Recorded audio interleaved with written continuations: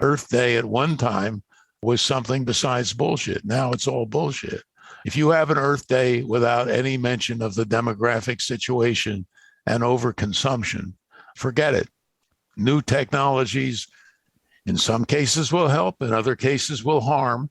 As you grow, the harm is going to become more and more than the help, as it has in the past. That's famed biologist Paul Ehrlich, who inspired a global sustainable population movement more than 50 years ago with the publication of his book, The Population Bomb. We'll talk to Paul in this episode about the 50th anniversary of another of the most important environmental books of all time, The Limits to Growth. How has the world reacted to the news that there are limits, and why? We'll get Paul's perspective next. Calling, calling, calling, calling, calling, calling. Call the Growth Buster. Whoa, whoa, whoa. All right, welcome to the Growth Busters podcast, where we work tirelessly to make it okay to be against growth. Perpetual growth of the global population and economy is just not possible, and our attempts to break the laws of physics in this regard are not turning out well. I'm Dave Gardner, director of the documentary Growth Busters Hooked on Growth, and founder and senior counselor here at the Center for Growth Addiction Recovery. And I'm Stephanie Gardner, Growth Busters advisor, environmental law and policy wonk, and sustainable energy enthusiast. You'll find us at growthbusters.org. You can also search for Growth Busters on Facebook, Twitter, and of course your podcast app for the latest growth-busting news. Well, Stephanie, in 1972, long before you were even a twinkle in my eye, I was busy making student films and trying to get a date with pretty much any member of my high school cheerleading squad.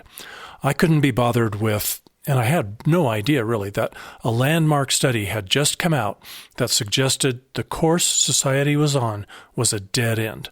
That study, of course, was The Limits to Growth. So back in your interesting high school days, if you didn't know about the limits to growth then, when did you find out about the limits to growth?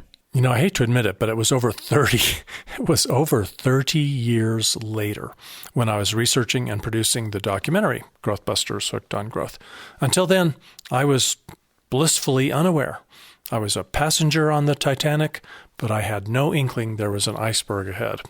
It's pretty remarkable that this study was still relevant 30 years later, and in fact is still quite relevant today, 50 years after it was published. Yeah, that's pretty hard to believe. Well, why is that? What do people need to know about the Limits to Growth study? Well, here's the study's leader, Donella Meadows, from the Growth Busters documentary. Results showed the growth in prosperity and population and so forth, which most of us had come to take for granted in the 70s, didn't have long to run. Our computer-generated scenarios all showed this growth stopping in the early decades of the 21st century. And I must say, looking back now, it seems that we're right on schedule.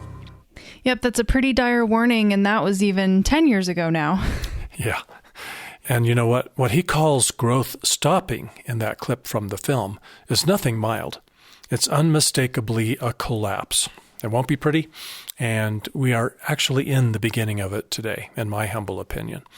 It's both scary and stunning how accurate the business-as-usual scenario has turned out to be. At least 2 different analyses have been done in recent years comparing that business-as-usual scenario from Limits to Growth with what is actually happening on the planet, and they have found that everything is pretty much following those curves. Now, the Club of Rome, which commissioned the study, published a new book just last month, Limits and Beyond. We'll include a link in the show notes. In that book, several authors are reporting on what's happened over the past 50 years. At the book launch, one of the co-editors of the book, Carlos Alvarez Pereira, vice president of the Club of Rome, summed it up this way. It looks very much we're perpetuating the business-as-usual scenario, the central scenario, which is one of the scenarios which leads definitely to collapse. Well, I have to agree with Carlos.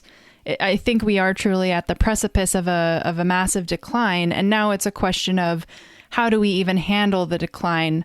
Can we somehow make it a softer landing by being more intentional, making changes and adapting? Or do we just continue business as usual until essentially the earth falls out from under us and we plummet? You know, Stephanie, I never thought in a million years I'd be having this conversation with you. I am so sorry. Well, why don't we bring in Paul Ehrlich and see what he has to say? So, Paul, Limits to Growth came out in 1972. And do you remember what the reaction, the initial reaction at that time was? Do you have any recollections about that time? Oh, sure. I have recollections about what happened when Limits to Growth was published, because the normal growth manic idiots all said it was nonsense. It wasn't going to happen, that everything was going to get better, that Vladimir Putin wouldn't even be born. So it was a totally negative response, except from the few people in those days who actually understood how the world worked. And all of them that I knew were very happy to have a computer stuck into the system. That was still in the days when people thought that automatic, digital computers were flawless. They could predict the future, blah, blah, blah, blah. Some of us who have since worked a little with computers, as a matter of fact, I did before that, realized that what the computer was saying, what was in a sense totally obvious if you knew what was going on. We were thrilled. So continuing on this subject of the reception, what are the most common critiques that you heard and maybe continue to hear of the Limits to Growth? And what's your assessment of those critiques? Well, the standard critique, which I've suffered from personally, and I think you probably have also, is that you don't rate highly enough human ingenuity. And that, for example, every person we add to the population adds another brain to help solve human problems. That's an ongoing critique. In technical terms, it's absolute nonsense. In somewhat less technical terms, it's bullshit. I mean, think about it for a minute. What contribution to the human future is going to be made by an undernourished kid now in Kosovo or in Ukraine or in many parts of Africa and so on? The people in Athens did quite a job in moving what we thought of sometimes as Western civilization forward. I think Athens at the time had about 50,000 people.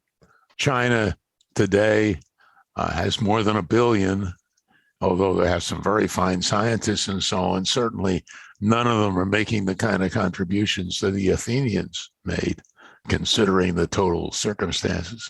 I was hoping that you would bring that up. Thanks for that. So Limits to Growth deniers look at the past few centuries of this rampant growth and point out, there's no disaster that's happened. Are they right or are they wrong about this no disaster?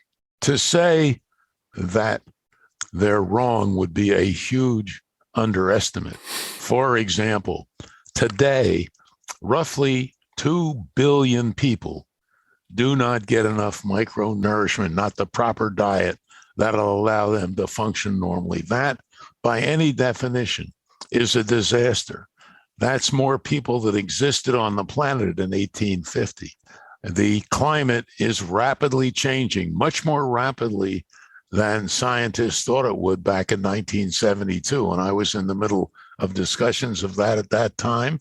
And I thought at that time, the only real danger of climate change, adding crap to the atmosphere, was coming primarily either from crap that we put into the atmosphere that blocked out heat, or CO2, which we were adding, which heated the planet. We did not yet know about the other drivers of heating, which have come in and are now, depending on whose count you do, starting to destroy nations, the island nations that are going under the sea, and extreme climate events that are killing people all the time, and it's getting worse more rapidly. So disaster is already here. For example, in the last decade or so, we've wiped out about half of the wildlife on the planet And we are setting ourselves up for a total disaster in the form of pandemics. The mammalian biomass, that is the weight of mammals on the planet, that is all the wildlife, the deer, the elephants, the mice, et cetera, the weight now, about 96% of the weight of mammals on the planet is human beings and our big animals, our cattle and our sheep. That's a disaster. So the problem is that there are many academic idiots in things called economics departments or business schools who are daydream believers and think that any physical property can grow forever on a finite planet or in a finite universe.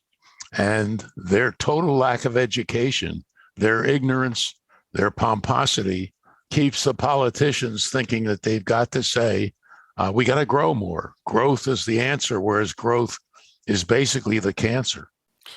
Is the current talk of colonizing Mars, do you think that that might be in part a reflection of, the truth finally starting to be impossible to ignore about limits to growth on a finite planet?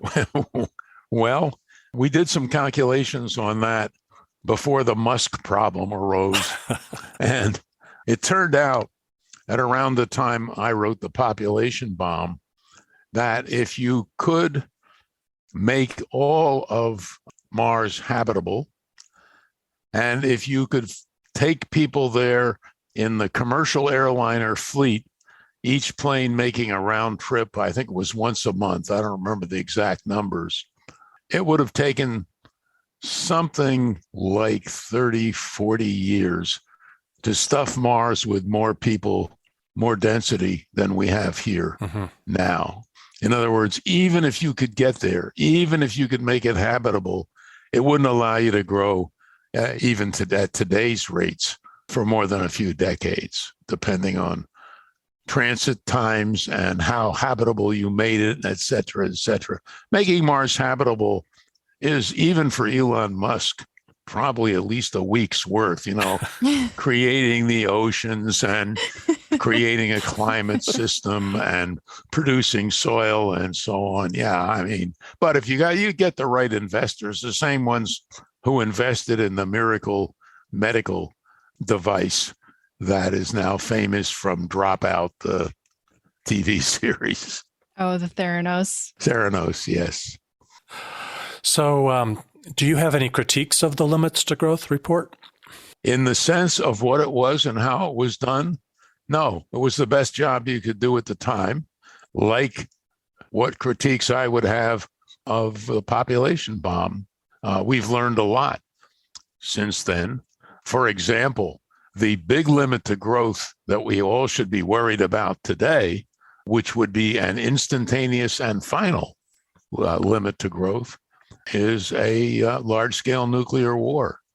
When they wrote and we wrote in the population bomb, we introduced the idea of a nuclear winter, but now, of course, there's been a lot more research showing that even a relatively small-scale nuclear war, say using the few hundred weapons that the Pakistanis and Indians have, would destroy civilization and possibly wipe out humanity. One of the things it would do would be shut down photosynthesis over a large chunk of the planet by lofting so much crap into the stratosphere that you'd have a long period of darkness. And curiously enough, most of us are dependent upon photosynthesis. We're also, by the way, dependent on electric grids and transportation systems in general.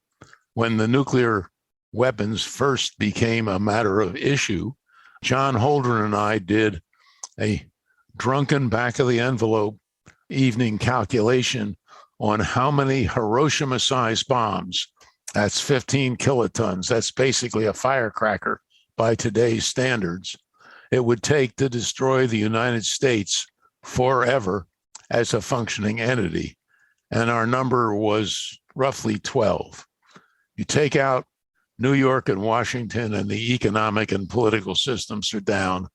Then you wreck the grid and hit the main transport centers like St. Louis and Los Angeles, and everybody starves to death. Because if you don't have electricity, you can't even pump gas, even if you had the trucks to go around St. Louis and carry food towards San Francisco, say.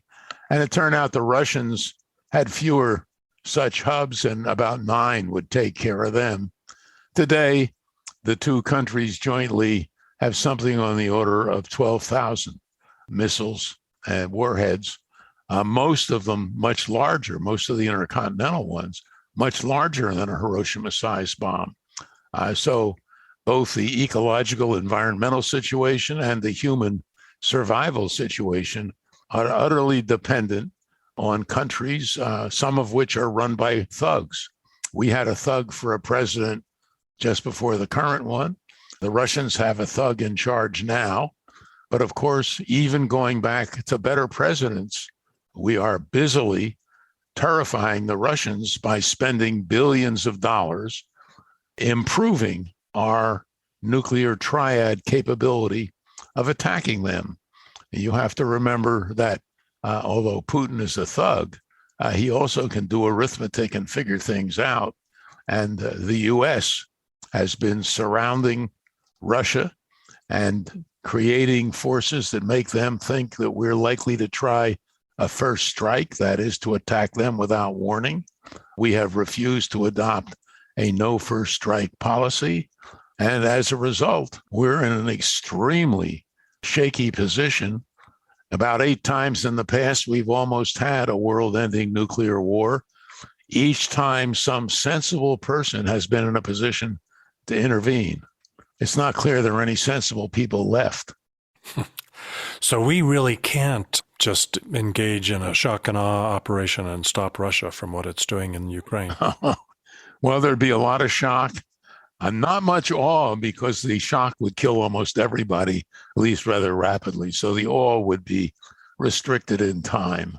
The most dangerous thing we have are the nuclear missiles in silos.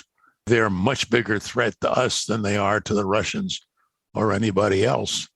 And of course, the reason we do it is not obscure at all. It's billions of dollars in the pockets of the 1%, in the pockets of the people at Grumman and other companies that get huge profits by building these extremely dangerous things that are ever more dangerous to us and to them.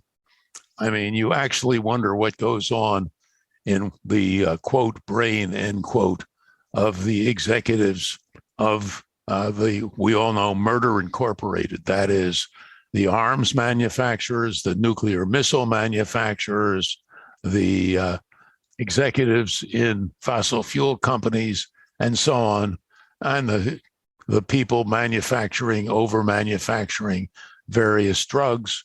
They're just killing people, but Murder Incorporated is making huge profits until, of course, it comes back on them in the form of MIRVed warheads or overall pandemics and so on. So the growth obsession has gotten us to this place that you've just been describing. Do you think that there's been anything positive to come in the last 50 years, given this growth obsessed economy that we have? Has that brought anything positive to us, or is it just kind of the doom and gloom that you see? Well, for some individuals like me, it's brought lots of positive things. You know, I take various medicines that did not exist when I was born or when I was a kid. Mm-hmm. So there are lots of benefits from our technology.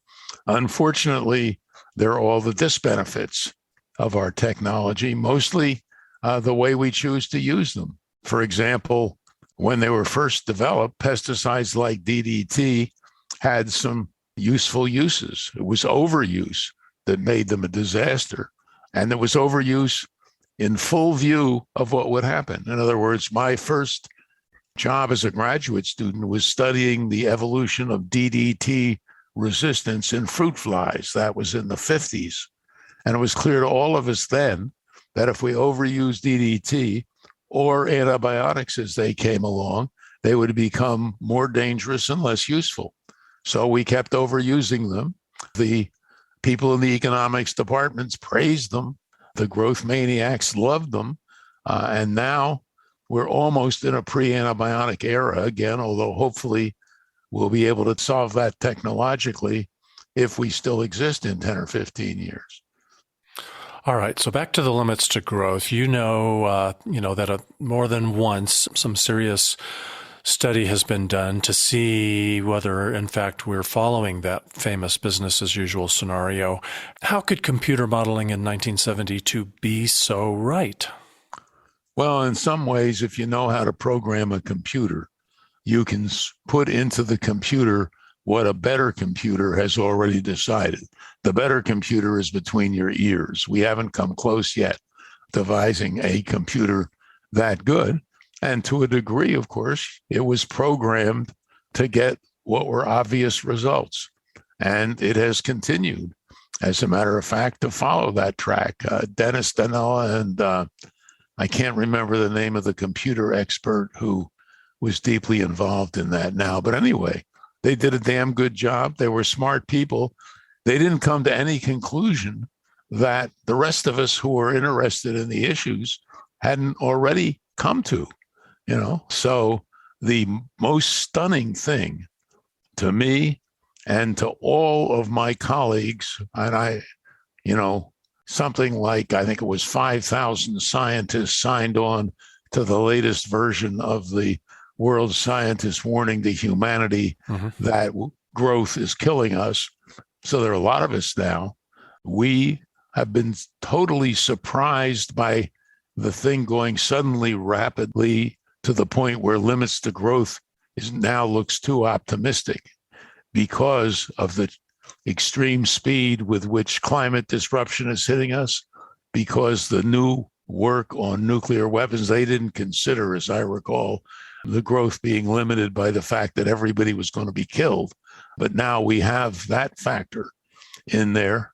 We didn't know until Pete Myers and others found and distributed the information that many of the synthetic chemicals that we're making have nonlinear growth response curves that lead them to be more dangerous in small quantities than large, and they mimic our hormones. And one of the results is, we think, I'm not sure, that there's a general decline in human sperm counts and certainly disruption of the reproduction of a lot of the wildlife that's left. So one of the limits to growth may be that we go back to the days of women's liberation, where a woman without a man is like a fish without a bicycle. And our reproductive rate will drop very, very rapidly, and we won't grow anymore, curiously enough. Turns out sperm are relatively handy in the whole human picture. Is that enough to save us?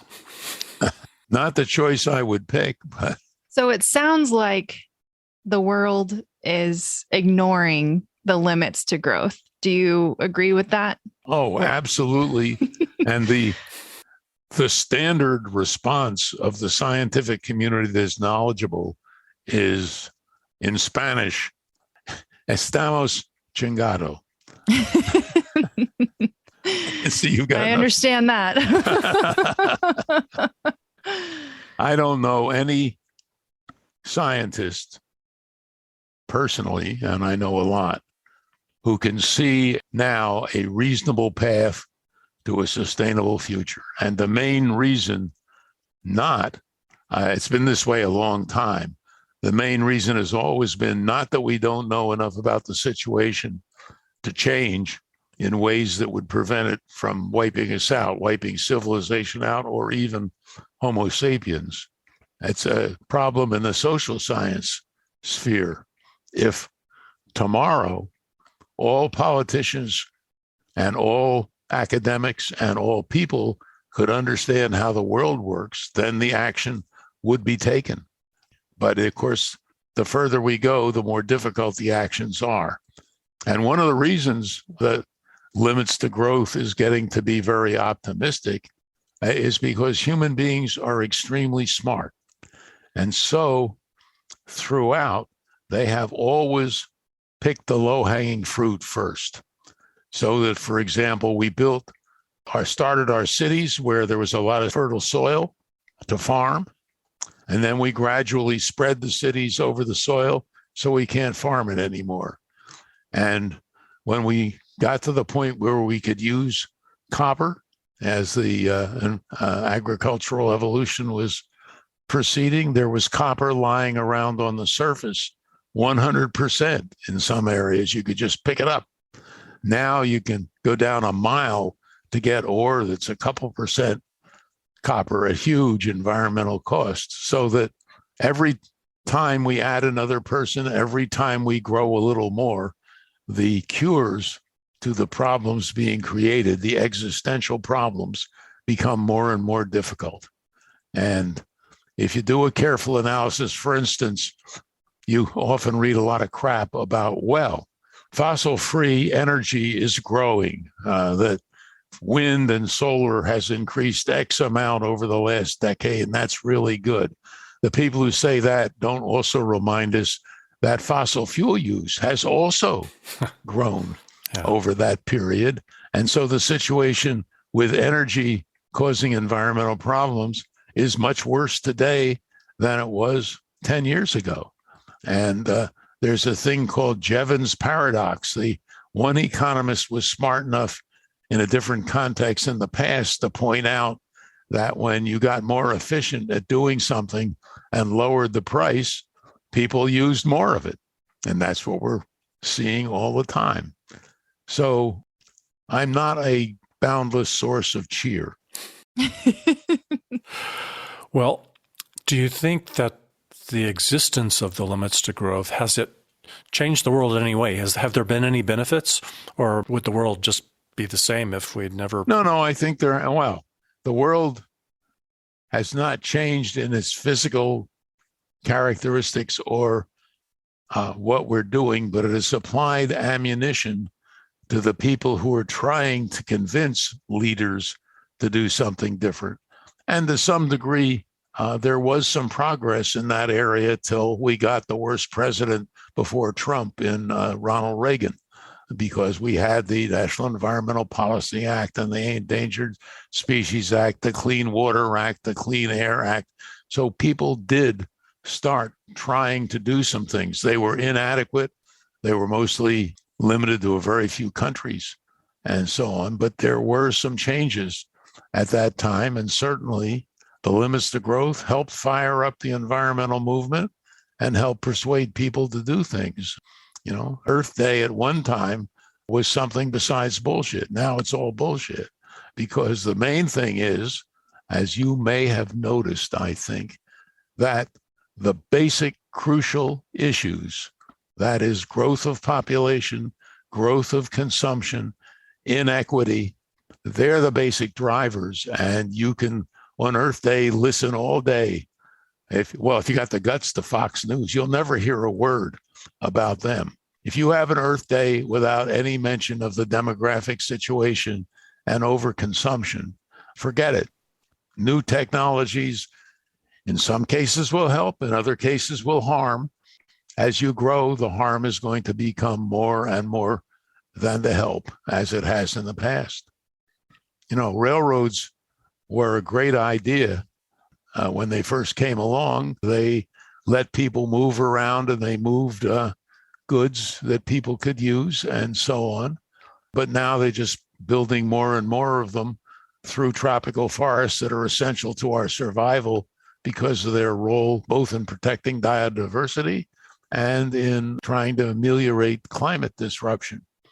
And so you just have continual, the goal, as you know, of all engineers is to plane the planet absolutely flat with bulldozers so that everything can be a road, and have a Chinese car or one of Elon Musk's idiot cars on it. Every time I look at the ads on TV for SUVs, I could throw up. So going back to mainstream environmentalism And you were referring to that with your Earth Day commentary. Are they getting anything right when it comes to limits to growth? Very little. They're working on the symptoms rather than on the disease. And it's the disease that kills you, not the symptom. Well, symptoms can get you too. But think about something. During the Vietnam War, I think in part because we had the draft, universities had teach-ins, had student protests. There were university presidents right through Don Kennedy at Stanford who were public intellectuals and discussed the fate of the world and discussed, when I was first at Stanford, a big topic which was discussed by our provost a great deal was to what degree should support from industry be used in research. In other words, there was right after the Second World War when universities were co-opted to produce weapons and so on. And those were active issues. I haven't seen a thing in the press during the pandemic that showed action by the universities in doing something about the fact that we had the first pandemic in 100 years. President of Stanford is a molecular biologist who certainly must have understood how it was being bungled, but he daren't say anything in public except on how Stanford would handle the problem because he's afraid that the money will be cut off. And you see this all the time. The Stanford Academic Senate gave a fantastic education on intellectual prostitution when several senators voted against the university divesting from the fossil fuel stocks, from getting its stock out of Murder Incorporated, because Murder Incorporated was giving them grants. So the universities, the education system is busted. Where in your education system do you learn even about exponential growth? Hot topic during a pandemic, and you could tell nobody understood it.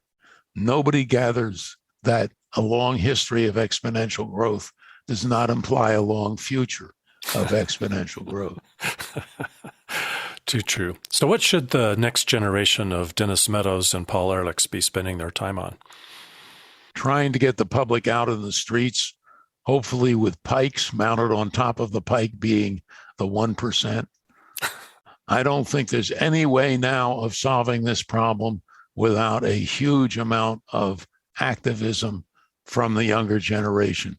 The old farts aren't going to get the job done. They're too busy.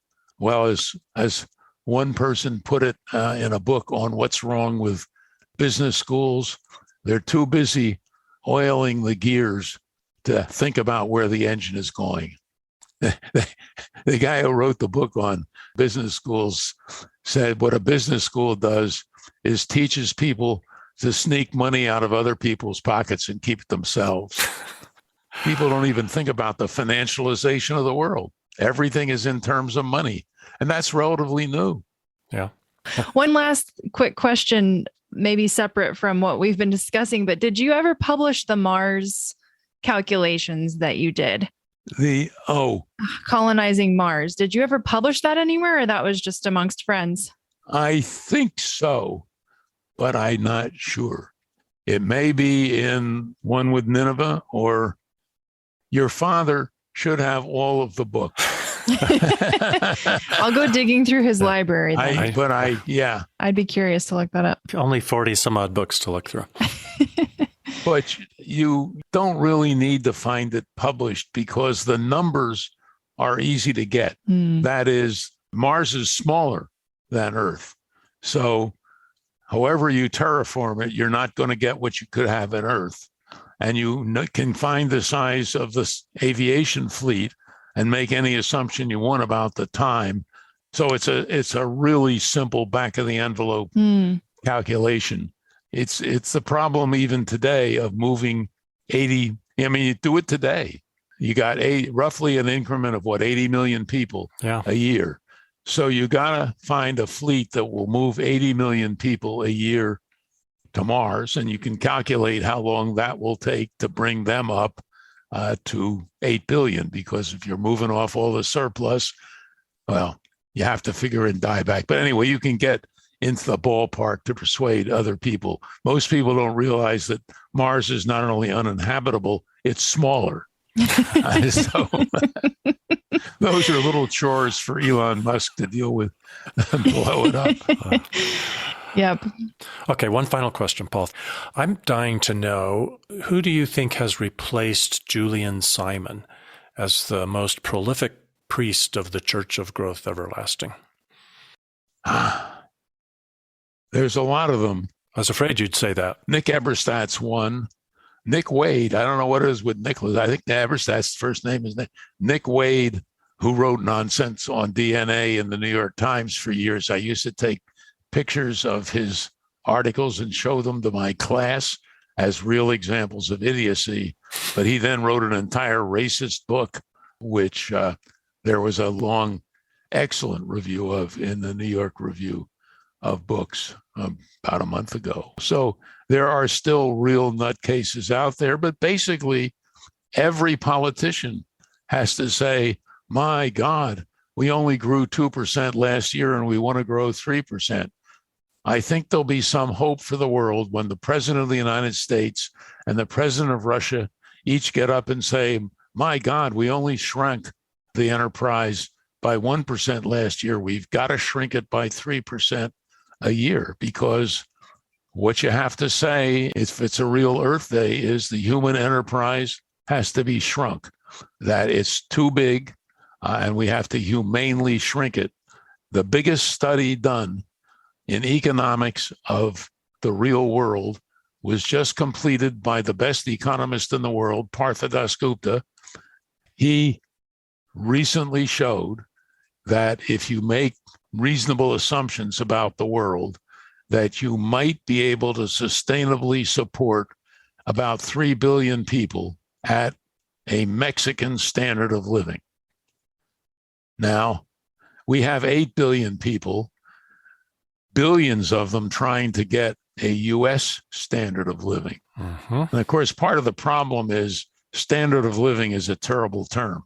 The economists also have done studies showing, they don't talk about this much, that as the gross domestic product increases, as societies get richer and consume more, that happiness does not continue to increase. That is, as you get to the point where you don't have an empty belly and you have reasonable clothes and reasonable shelter, all that makes you happier than starving, being out in the cold, naked.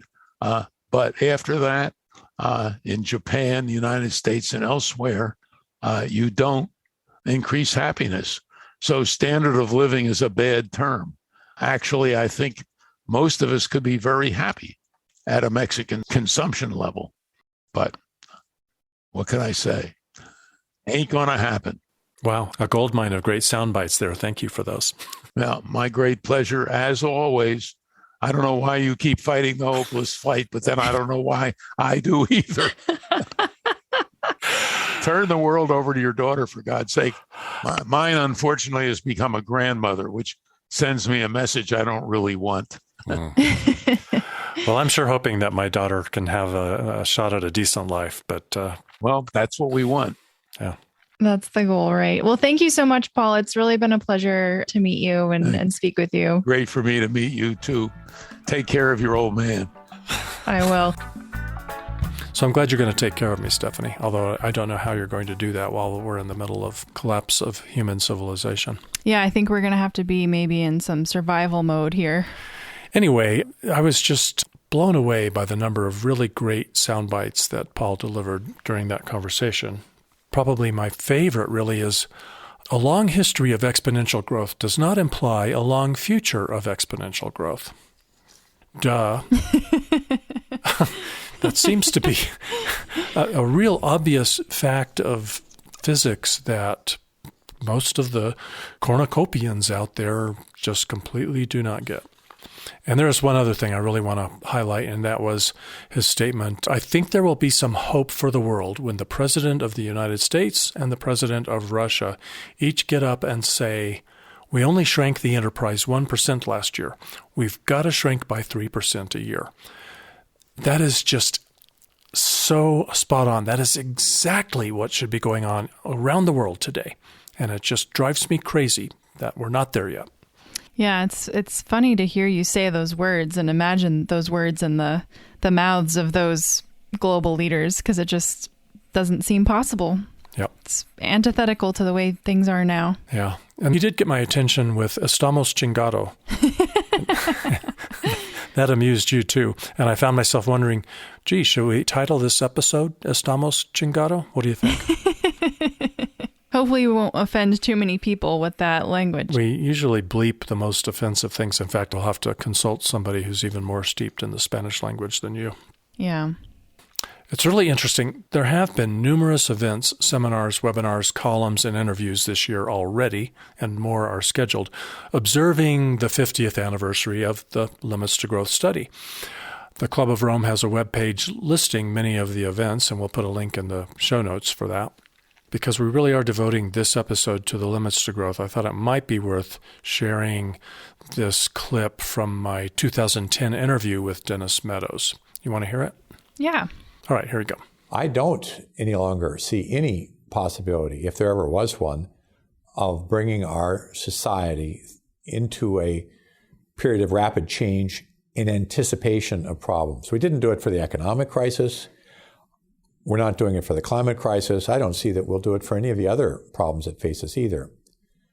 So rather than striving for a proactive prevention of future issues, I think we need to be looking at the crises that are going to occur in the future and understand what we need to do now in order to have the knowledge and the people and the general public awareness required to make really radical changes when the time is ripe.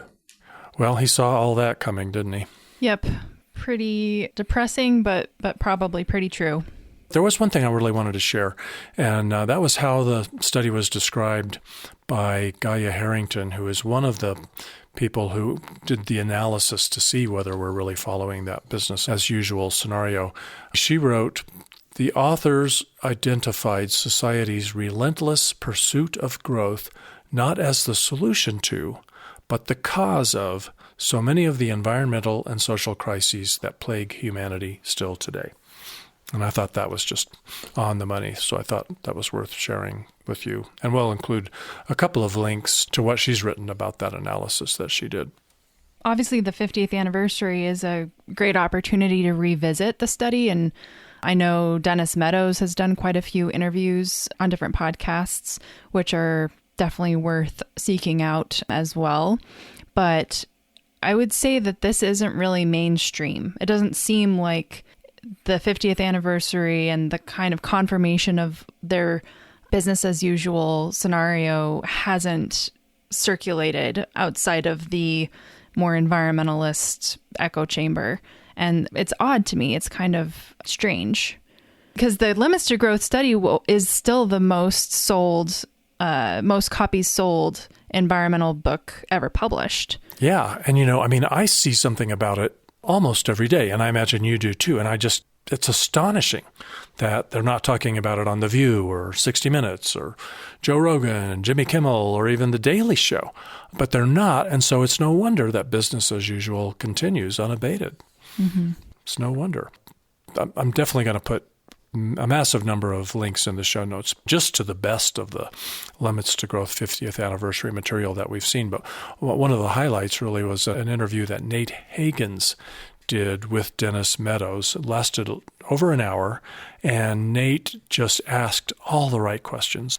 I just found myself saying, well, there's no need for me to interview Donella Meadows. Nate Higgins has done the penultimate interview with Donella Meadows on the occasion of the 50th anniversary of that study. So we're going to put a link in the show notes, and just do not bother to come back to class if you have not listened to that podcast, because we will fail you. It's a foundational text. Yeah, you cannot pass this class if you do not listen to that. I'm now a new fan of Nate Higgins' podcast. And in fact, if you can only listen to one podcast, if you just don't have any time, quit listening to Growth Busters and start listening to Nate. It's that good. The name of the podcast is The Great Simplification. And like I said, there'll be a link in the show notes. no secret that I'm a fan of Richard Heinberg, and he did an interview with Dennis that's pretty good. Not one that you'll listen to, but you'll read. And he also wrote a pretty good, I don't know what you call, primer or summary of the limits to growth. And we'll link to that as well because it's well worth the read. Oh, there's another book that is related to this that just came to my attention that looks pretty interesting. It's called Come On! Capitalism, Short-Termism, Population, and the Destruction of the Planet. And actually it was new in 2018, but it was written to mark the 50-year anniversary of the limits to growth. Yeah, and then there are some events also related to the 50th anniversary, right? Yes, and the Club of Rome has a pretty good list on their website of events, so we'll put a link in the show notes to that page. And just coming right up, there's a good-looking seminar on June 10th, Limits to Growth Plus 50. Can economies keep growing indefinitely on a finite planet? It's organized by the Norwegian University of Life Sciences. It's free, and it's offered virtually as well as in person. So if you're not in Oslo, Norway, you can still attend. It's got a keynote speech by Jørgen Randers, who was one of the original MIT team that did the Limits to Growth. And then also this week, the United Nations is holding a 2-day meeting to observe the 50-year anniversary of the Limits to Growth. How about that? That meeting is in Sweden, June 2nd and 3rd. It's called Stockholm Plus 50, A Healthy Planet for the Prosperity of All, Our Responsibility, Our Opportunity. You don't have to be there for this either. You can watch it live on the web, although if you're in the United States or in our hemisphere, you'll have to get up early, but we'll put a link in the show notes for that. Oh, and they're doing a survey in advance of that meeting. You need to take that survey before June 2nd, and so look in the show notes for the link to that survey.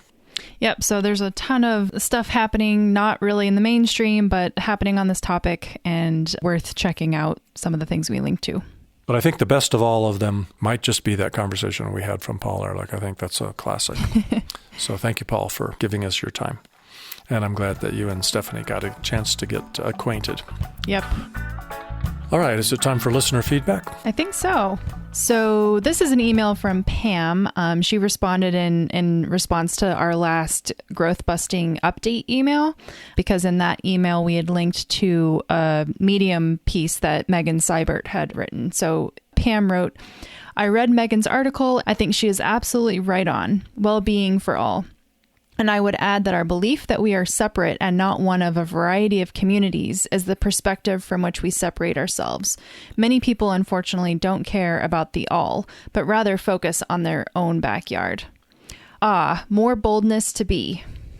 And that piece that Megan wrote was about the abortion issue, and it's called Birthing Abortion in a New Context. We'll put a link in the show notes. Thanks, Pam, for writing. Appreciate that. In response to episode 69, our last episode of the Growth Busters podcast, The Chickens Are Coming Home to Roost, we got this interesting response via a podcast episode by Joshua Spodek, who we hear from time to time. He's the host of a great podcast called This Sustainable Life. And we'll put a link in the show notes to his episode where he basically just addresses our conversation about Josh. He took issue with the fact that we called him extreme. We were talking about footprint reduction tactics and strategies. And, we had read a comment that he had sent in related to our episodes with Lloyd Alter about living the 1.5 degree lifestyle. And I think it might have been your comment, Stephanie, that really kind of set him off a little bit. And he's really respectful and loving in his rebuttal, but he definitely found a desire to rebut the fact that he felt like we painted him into a corner and treated what he's doing as maybe not something that's within reach of most people.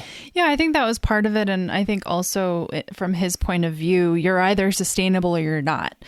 It seemed very kind of black or white. And if you're not sustainable, like you should make the big switch, and you're going to be amazed at how gratifying a sustainable life is. I think of it personally as more of a spectrum of sustainability, and he's on one extreme of that spectrum, whereas the culture that we happen to live in North America, Europe, is definitely not even close to the way that I think Josh lives. And I'm saying, I think there's still value in working toward becoming more sustainable and it being a process, and you're kind of going along this spectrum. And I think Josh sees it as very black and white. It's either or. That was sort of my takeaway from listening to his episode. Yeah, but, he just doesn't want to use that word extreme, that's for sure. And, and Josh is, let me fill you in, if you don't know, Stephanie or anyone listening, this is a bright, well-educated guy, successful entrepreneur, teaches university, lives in New York City, has lots of friends, has an active lifestyle, has written a few books, done TEDx talks. This is not a hippie with a long beard, barefoot living in the woods in Vermont or something like that. So he definitely doesn't consider the way he lives extreme, even though he has really got his footprint down. He is living very joyfully, and I don't blame him for wanting us to portray the lifestyles that we're trying to inspire people to live as joyful and that we're trying to live ourselves. I think maybe one thing that maybe drives him a little bit nuts is that I feel like the things that I talk about might resonate with people a little bit more if I'm one of them, if I confess to being really far from perfect. So I try to kind of share the journey that I'm on, where I'm living much more sustainably today than I was 10 years ago, or definitely more than 20 years ago. But I'm not there. I'm not living sustainably enough for 8 billion of us on the planet to live the way I live. So that tells me that I've got more work to do. And I do try to share the fact that most of the changes that I've been making in my life to live more sustainably really are joyful. They're getting in touch with the things that really count in life, and they're getting me off of the treadmill that way too many people are on in misery today.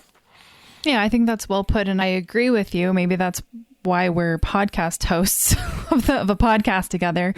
I want to inspire people and encourage people to live more sustainably, and I feel like Josh's methods can potentially feel alienating or just seem extreme, honestly. He unplugged his refrigerator for 6 months. How many people are like on board with the idea of unplugging their refrigerator right now? I think maybe some people want to start taking the train instead of driving. And I think that should be celebrated, and that's awesome, and that's creating joy. So I love Josh. I love that he makes me think about this when he, writes to us, and I want to learn so much more from him.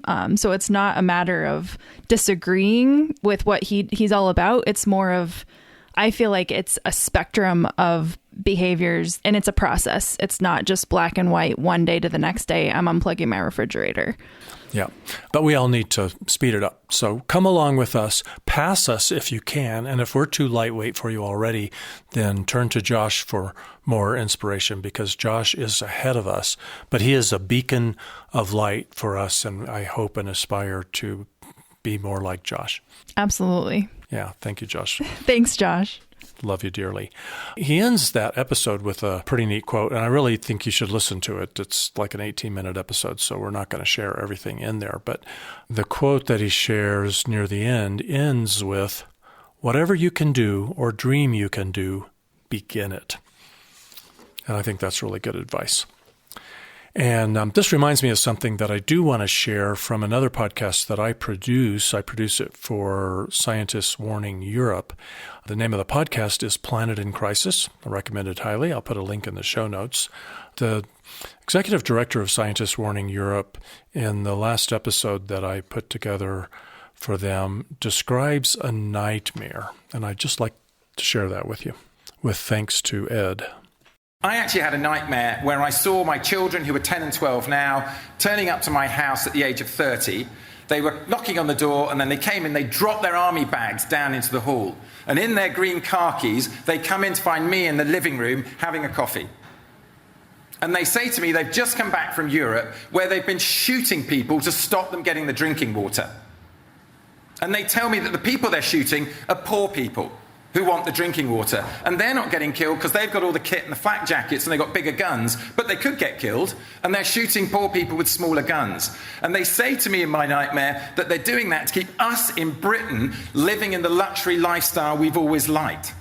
And they say to me, so you knew about this, didn't you, Papa, 20 years ago? And what did you do about it?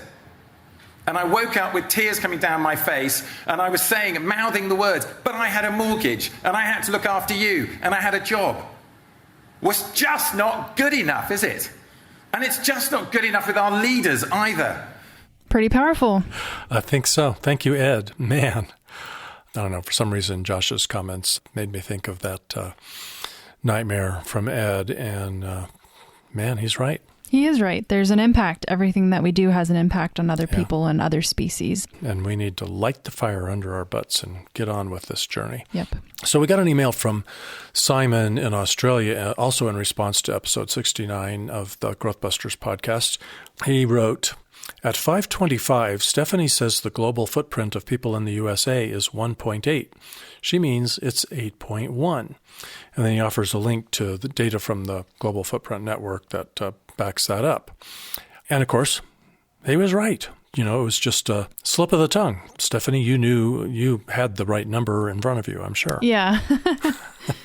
So we're fine with admitting a mistake, but I really didn't want to let that sit and unchallenged and potentially mislead people who listen to that podcast later. And this was just like within the first day of that podcast episode being out there. So I went in and edited the audio to make it so that you said 8.1 and replaced the audio. So that mistake is no longer in there. And I really want to thank Simon for pointing that out so that we wouldn't mislead any other listeners.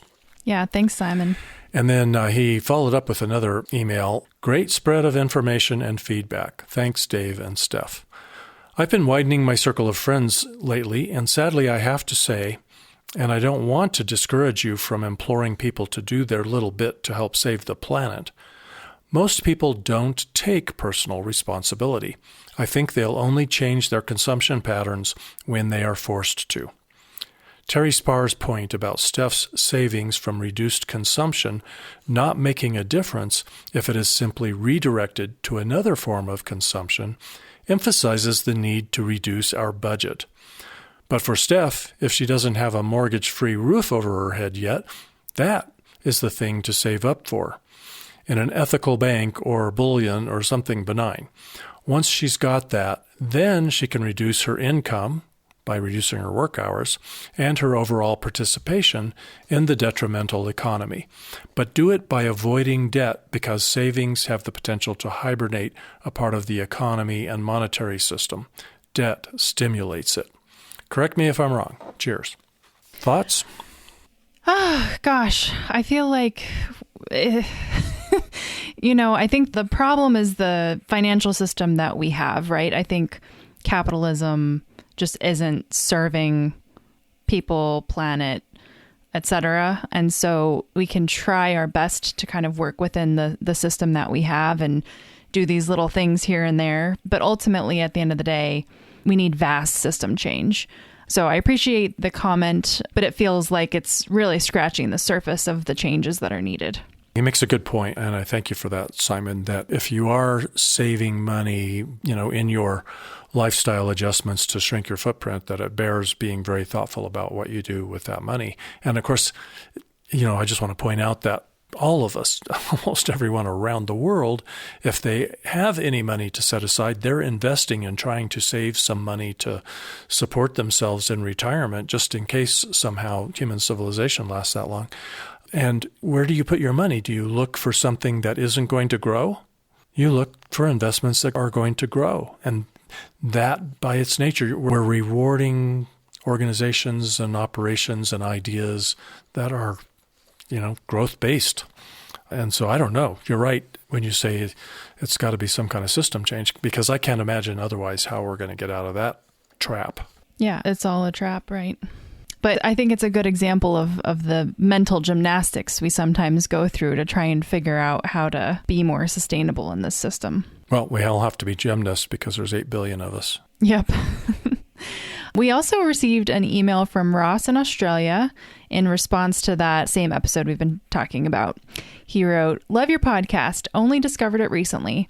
I admire your own personal sacrifices and those of your guests. However, there is an alternative way to consider where savings might be made in a post-growth world. Short story, we won't need any new things in a post-growth world. No new houses, roads, hospitals, airports, universities, schools, etc. I have not calculated the savings scientifically, but based on common sense observations, an enormous percentage of our economic activity is spent accommodating growth.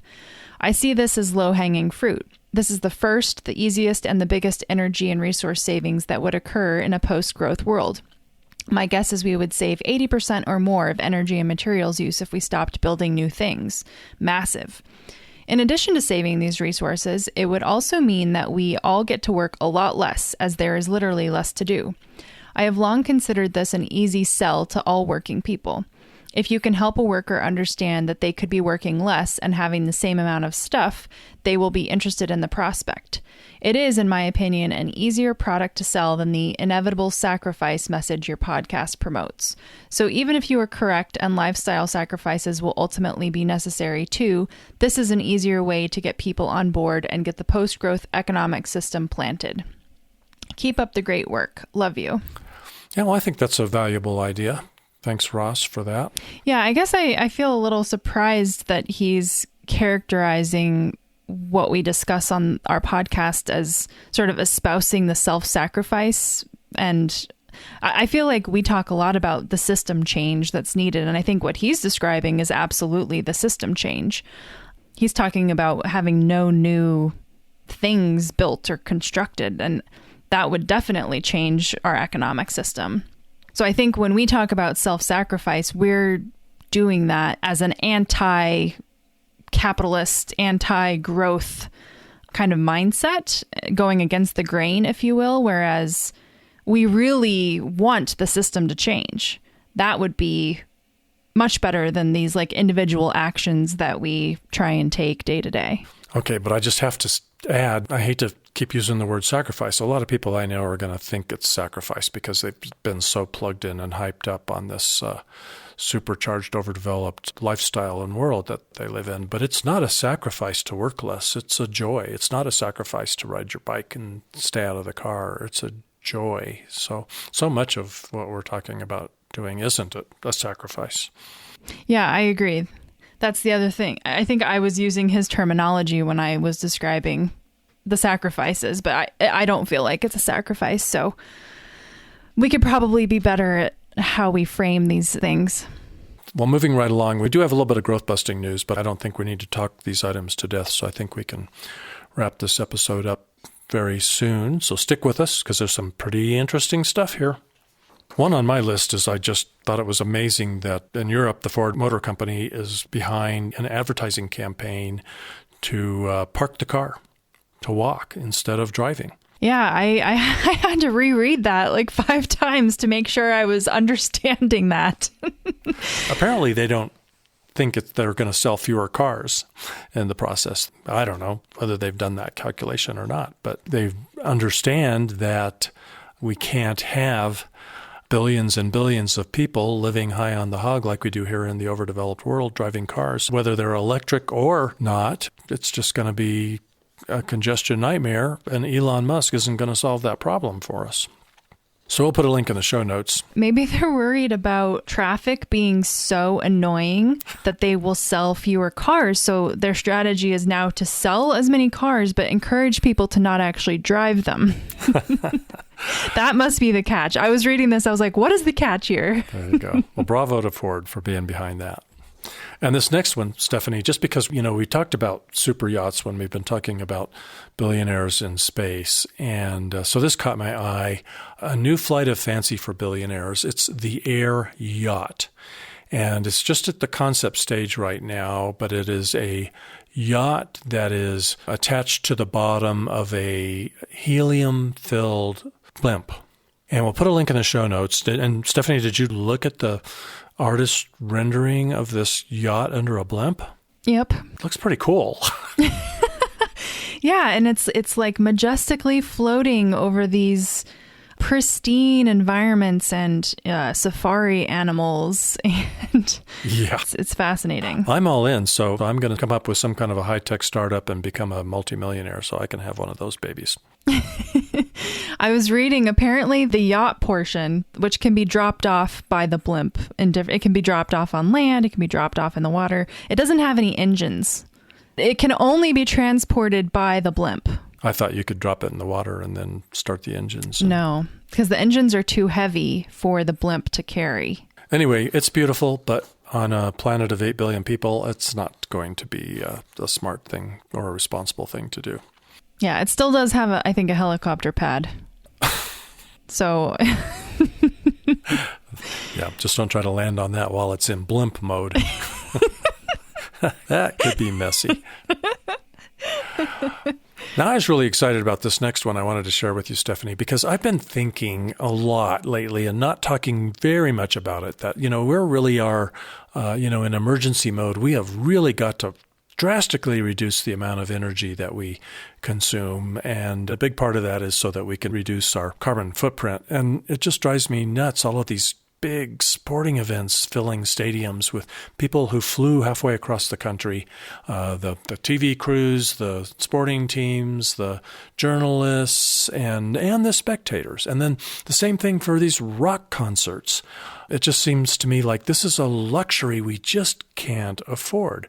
And so I've been thinking it's time to put the brakes on concerts and stadium sports as just frivolous carbon emissions.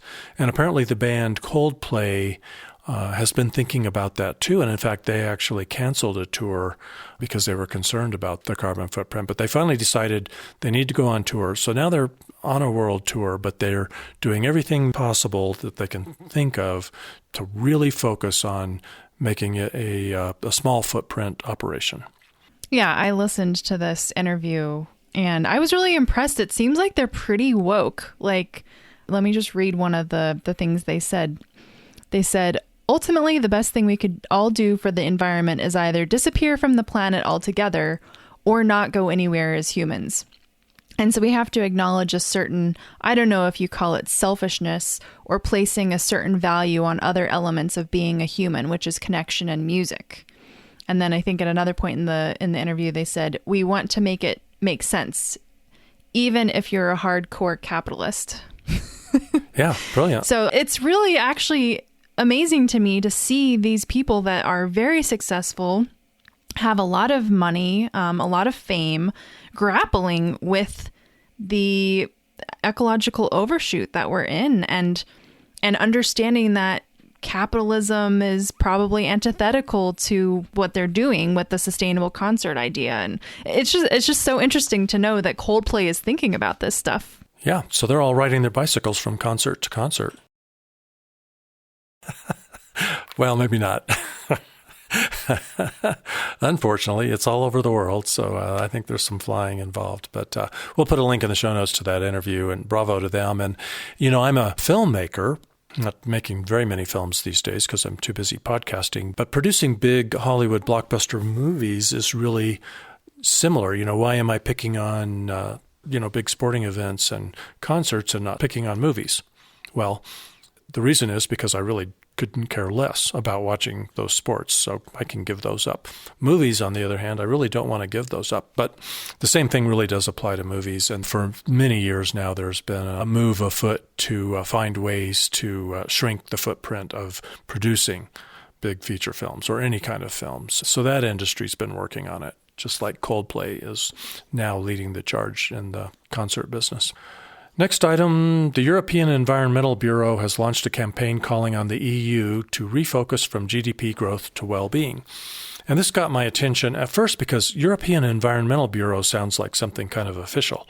So I thought it was some kind of official government agency. And I thought, wow, that's something if a government agency is saying enough of this GDP growth thing. But actually, it's just a great name for actually a network of nearly 200 environmental NGOs. So good on those NGOs for getting together. Good on them for picking a great name. That sounds really impressive. But also good on them for calling out economic growth and doing this campaign and really embracing Kate Raworth's concept of donut economics, which is really quite brilliant. So I'm glad to see this happening, and I'm hoping that the EU takes note. I'm sure the EU will act in this direction a lot sooner than the United States will.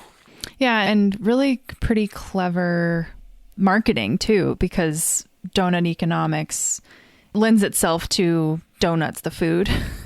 And so on their page, you see some, at some events that they've had, they actually have donuts that I think are glazed to look like planet Earth. And it's just, what a cool way people love donuts. People love eating donuts. So a good way to connect with people. Yeah, I'm all in for the donuts because that's a really, sustainable, organic, gluten-free, GMO-free, healthy food to eat. But who doesn't love a donut in secret, right? In moderation. And we'll put a couple of links in the show notes. There's a really great video that they have on the campaign page under the heading, "What does reorienting our society entail?" And the film is called The 25% Revolution. I think it's like a 25-minute film, really well done. It has some great sound bites from Kate Rayworth, so that's worth a watch. So I'll put a link in the show notes to that. All right, we're finally down to Honey, I Shrunk My Footprint. Well, I feel conflicted about mine because I think I was doing the right thing, but I want to complain about it. You mean it's a sacrifice? In the moment, it felt like a sacrifice, but there were actually some really positive things about it. So I wanted to visit some of my friends in New York City. And so my fiance and I took the Amtrak train down from Boston, and we debated, driving, but we decided that was really not the best choice. And we had a great train ride down. It was very comfortable and really fantastic experience. But then on the way home, our train was 3 hours late, and we didn't think to look at the status before we got to the train station. So we show up to the train station at 5 p.m. We know we have at least a 4-hour train ride back to Boston, and our train is 3 hours late. So it wasn't going to get us home until like 1 a.m. or something. And it was just one of those moments where you just want to be home after traveling, and you were doing the right thing by taking the train, and it became a not very pleasant experience. So pros and cons. Thanks for taking the train. But really, the thing is, it's because trains and train service aren't prioritized in this country. And I think in other places where it's not such car culture, the trains run really well, and they're fast and efficient and clean and safe. And it's just not prioritized in the United States. Too true. Well, mine is, we've been talking a lot about reducing your carbon footprint, reducing your overall ecological footprint.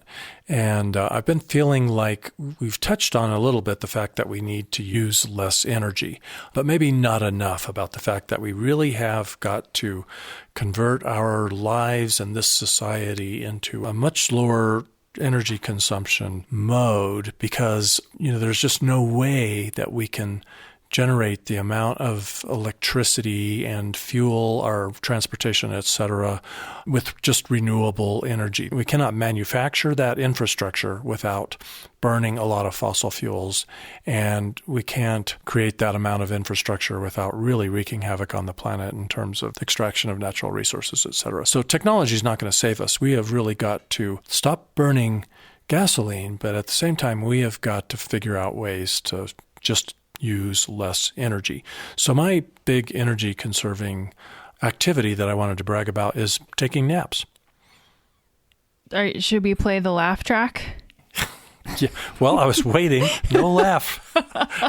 I'm a tough crowd. Okay. I don't like dad jokes. Sorry, Dad. But when you think about it, if you're taking a nap, you are not watching television, streaming movies or music. You're not using a lot of energy. So in a way, that is a footprint shrinking activity. That's a good point. And you can do it with the lights off. Yep, that's a good point. So there you go. Hadn't thought of that. Yeah, it's true, though. I was just trying to be funny. Don't forget, Paul said, take care of your dad. That means laugh at his jokes. All right. You can learn more about the issues we discuss in this podcast at growthbusters.org. The homepage there is also where you can donate or get on our email list. And if you found our conversation that we had with Paul Ehrlich and the whole limits to growth topic fascinating and important, share the episode with people you love or just people you think need to learn about limits to growth. Be sure to follow the podcast on your podcast app so you don't miss an episode. And thanks to Jake Fader for writing and producing the Growth Busters theme that you hear at the open and close of this podcast, and to Carlos Jones for singing it. And if civilization doesn't collapse first, we'll see you next time. Some may dream to pave mountains and streams, but not me. I'm a growth buster. Some may just want more, but don't know what it's for, but not me. I'm a growth buster. Don't want a solution at the cost of pollution. They think bigger is better at the cost of the weather. But no, not us. We are the growth busters. Calling, calling, calling, calling, calling, calling. Call the growth busters.